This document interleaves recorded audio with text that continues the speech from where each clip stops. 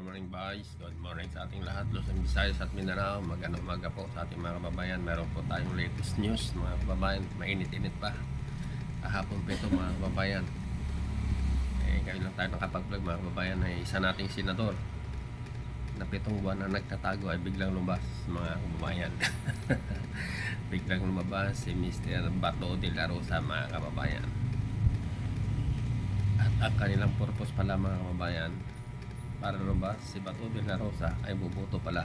Meron silang agenda na baguhin ang Senado, magpapalit ng Senate President at magpapalit ng mga kung ano mga leadership sa Senado mga kababayan.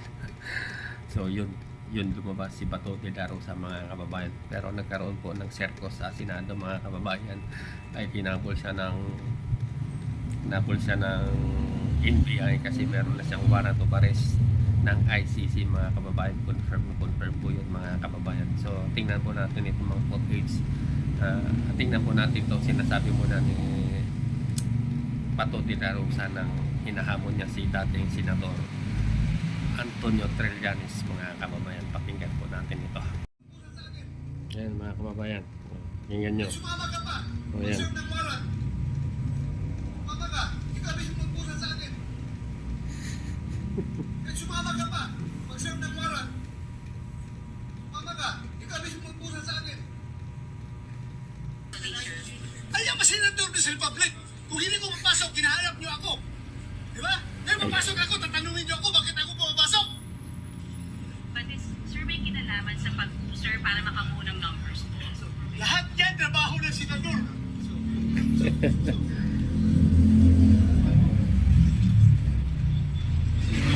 Government. Here, sir, baka po kayo napapasok.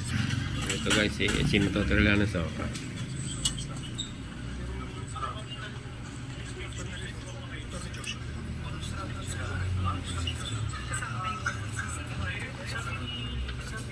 Bato, sasamahan ko doon siya eh.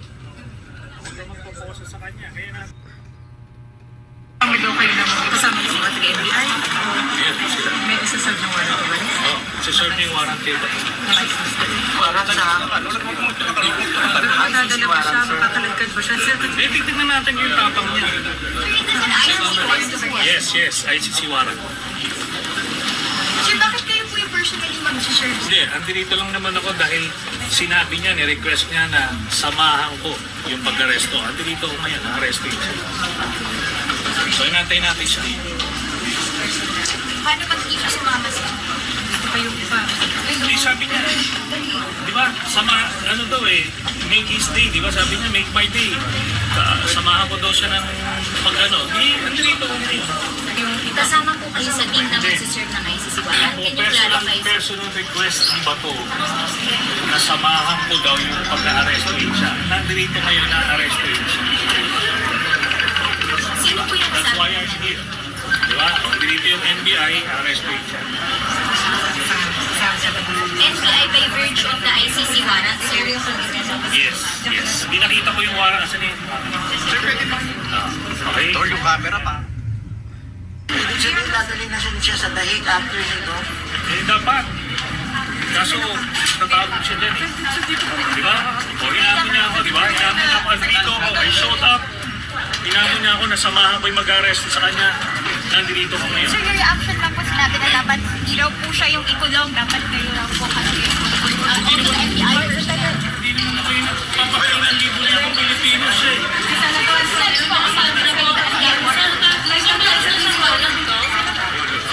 Bakit kayo nandito pa? Sige, bakit kayo nandito? Nandito ako dahil sinabi niya, National TV, nasamahan ko daw yung mag-arresto sa kanya. So, nandito ko ngayon. Nandito yung, pinakita ko sa inyo yung warrant ICC. Nandito yung NBI, arresto siya. Wala nang tapang ni Bato mga kababayan. Tumago na sa Senado. Hamon ng hamon kay Trillanes. Bring it on Mr. Trillanes. Bring it on.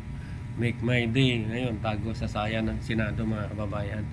Nawala ang tapang ni Bato mga kababayan. Sa sobrang kayabangan, ubod ng kayabangan mga kababayan. Yun, makukulong na. Kukulong na itong Senado ng senador na ito na sobrang yabang, ubod ng yabang mga kababayan. At sana makulong itong tarantadong itong senador na to mga kababayan.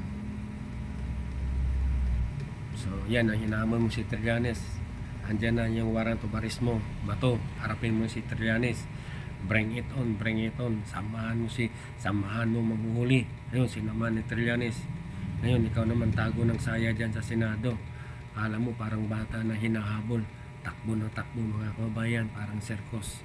Diba mga kababayan, nakita nyo naman sa mga video, kita nyo naman sa mga social media mga kababayan. Kasi sige, dito na lang tayo. Please comment down below mga kababayan. Please like and share sa ating maliit na channel. And God bless us all. Bye-bye.